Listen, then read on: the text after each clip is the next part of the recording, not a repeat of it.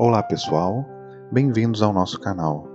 Vamos dar continuidade ao nosso estudo do livro do Apocalipse. Estamos no estudo 3, onde vamos estudar a primeira carta de João enviada à igreja de Éfeso, no capítulo 2, versículos 1 ao 7. Vamos entender a relevância da mensagem desta carta para a igreja local da época, para a história da igreja cristã e para nós hoje. Se você chegou aqui agora no canal, não deixe de assistir os estudos anteriores. Vamos estudar todo o livro verso a verso. Então não deixe de se inscrever no canal e ativar a notificação para ser avisado quando sair o próximo tema. Sem mais demora, vamos então ao nosso estudo.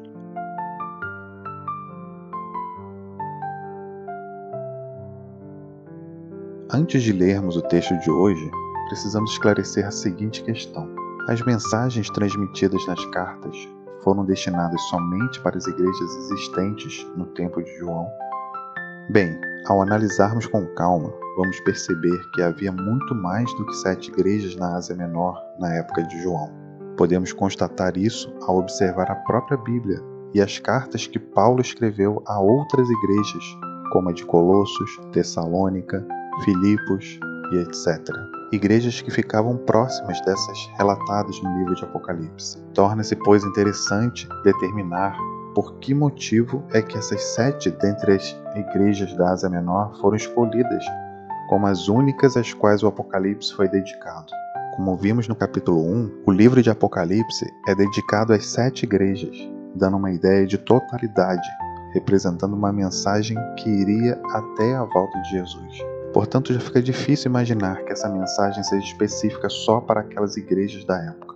Outro detalhe que observamos nas mensagens de algumas igrejas é que elas possuem elementos proféticos, como por exemplo, períodos específicos de perseguição, que nos leva a entender se tratar de um período muito maior. Outra questão que nós lemos também no capítulo 1, sobre Jesus ter 7 estrelas na sua mão direita, que representavam os mensageiros de cada igreja, assim estaremos limitando também a presença de Jesus guiando somente 7 igrejas. E o restante das outras igrejas, como ficaria? O mesmo vale para os candeeiros, onde Jesus andava, representando as igrejas. Também estaremos limitando a presença de Jesus em apenas algumas igrejas? Assim podemos concluir que essa mensagem não só vale para as igrejas locais, mas também a 7 períodos da igreja cristã, desde os dias do apóstolo até o fim da história da humanidade.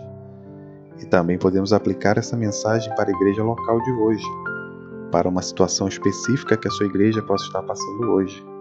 E ainda mensagens diretas aos indivíduos, que somos nós, que estão nessas igrejas. Assim, ao estudar cada uma dessas cartas, seremos grandemente abençoados, ao tirar lições preciosas para a nossa vida espiritual. Vamos então ao texto de hoje, Apocalipse 2, de 1 a 7. Ao anjo da igreja em Éfeso escreve: Essas coisas diz aquele que conserva na mão direita as 7 estrelas e que anda no meio dos 7 candeeiros de ouro.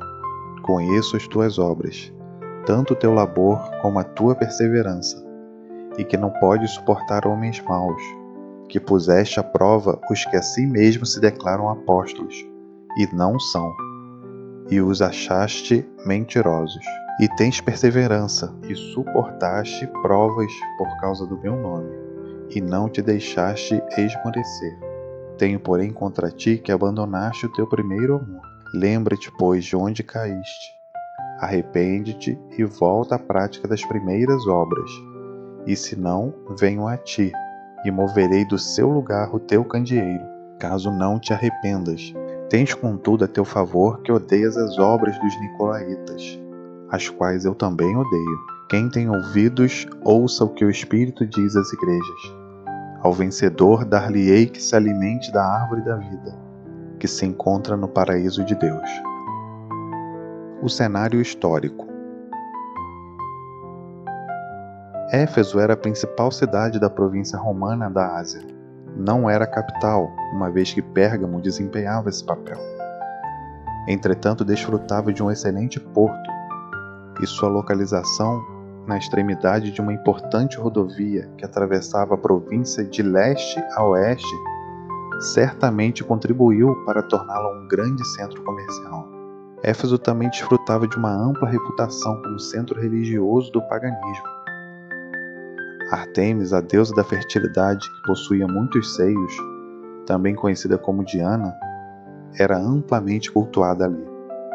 Seu magnífico templo era conhecido pelos contemporâneos como uma das 7 maravilhas do mundo antigo. Na ativa e ímpia cidade de Éfeso, a igreja cristã foi fundada por um dedicado casal de leigos, Áquila e Priscila. Apolo, eloquente evangelista, também contribuiu com o início do trabalho, tendo o apóstolo Paulo feito o mesmo. Na verdade, Paulo gastou 3 anos em Éfeso. Durante 2 desses 3 anos ele pregou diariamente a palavra no auditório alugado, fazendo-o durante as horas mais quentes do dia, quando o local estava mais disponível. Em Atos 19, podemos acompanhar alguns dos desafios encontrados por nossos heróis da fé ao levar a mensagem a esta cidade tão difícil. Leia depois aí na sua Bíblia. Elogios. No verso 1, identificamos o próprio Cristo como portador dessa mensagem à igreja. E em cada uma das igrejas nós vamos perceber que a carta começa sempre com uma apresentação diferente de Jesus. Aqui nós vemos a descrição da visão de João, no capítulo 1, onde Jesus aparece segurando as 7 estrelas na mão direita e andando no meio dos 7 candeeiros de ouro.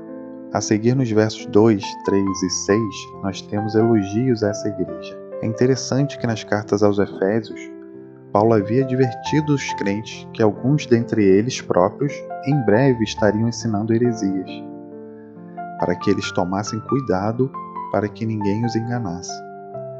E aqui nós vemos Jesus elogiando, porque eles haviam posto à prova os que a si mesmos se declaram apóstolos e não o são, e porque eles odiavam as obras dos nicolaítas, aos quais acrescentou Jesus: eu também odeio. Jesus exaltou também os efésios por suas obras, seu labor e perseverança.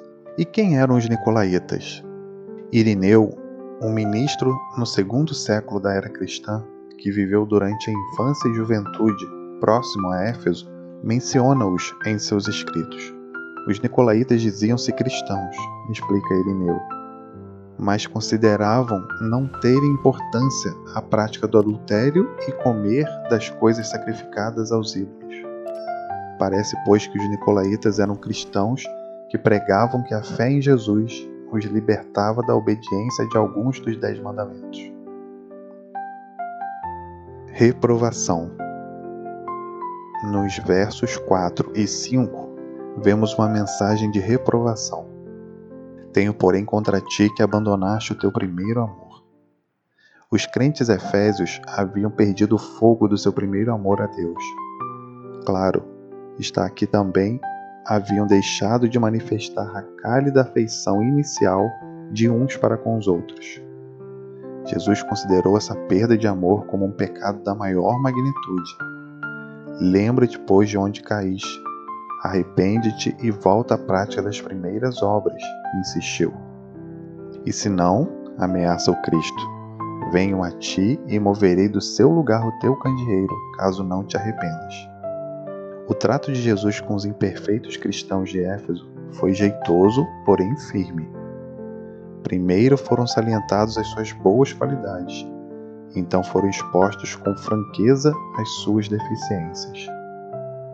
Uma igreja cristã, se de fato quer ser uma igreja cristã, uma genuína luz no mundo, tem a responsabilidade de viver o amor.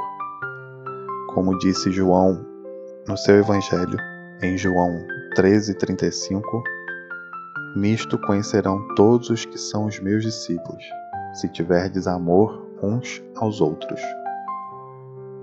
Recompensa. A alegria de restaurar um relacionamento de primeiro amor é também a primeira recompensa disponível aos crentes efésios.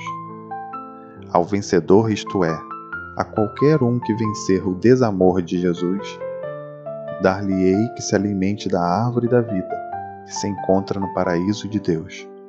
A árvore da vida foi plantada originalmente no Éden. O paraíso encontra-se agora no céu, como descrito em 2 Coríntios 12, 2 e 3. Todos desejaríamos ter acesso à árvore da vida há muito tempo. Jesus nos prometeu que poderemos obter tal acesso no céu em breve. Cenário profético. Bem, acabamos de ver a aplicação do texto para a igreja local da época de João, na igreja dos Efésios. Mas como falamos anteriormente, podemos aplicar esse texto também a períodos da igreja cristã ao longo da história, desde a época do apóstolo até a segunda vinda de Cristo. Assim, a qual período poderíamos atribuir essa mensagem de Éfeso na história da igreja? Éfeso foi censurada por haver abandonado seu primeiro amor, simultaneamente foi elogiada por sua perseverança e boas obras, e particularmente por haver testado e repudiado falsos ensinadores. Seu zelo se obscurecera, mas suas crenças eram radiantes. Qualquer estudioso concordará que tal descrição se ajusta muito bem ao período da Igreja do Novo Testamento, que se estendeu aproximadamente do ano 31 depois de Cristo ao ano 100 depois de Cristo. A pureza da Igreja Apostólica representa um ideal ao qual numerosos movimentos reformatórios têm procurado retornar. Aplicação pessoal. Quanto à aplicação pessoal, podemos tirar algumas lições preciosas. Primeiro, nós vemos a presença de Jesus em nossa vida. Como Ele conhece cada um dos aspectos da nossa vida. Conhece nossas obras, as nossas lutas, a nossa perseverança. Sabe de cada um dos nossos desafios. Além disso, Jesus valoriza cada um desses aspectos da nossa vida e mostra que Ele se alegra diante da nossa perseverança ao suportar as provas por causa do seu nome, não esmorecendo na fé. Outra lição que aprendemos é a importância do primeiro amor. Como isso é importante para Jesus. Afinal de contas, o princípio do governo de Deus é o amor. Como Paulo disse em sua carta aos Coríntios, se não tiver amor, nada tem sentido.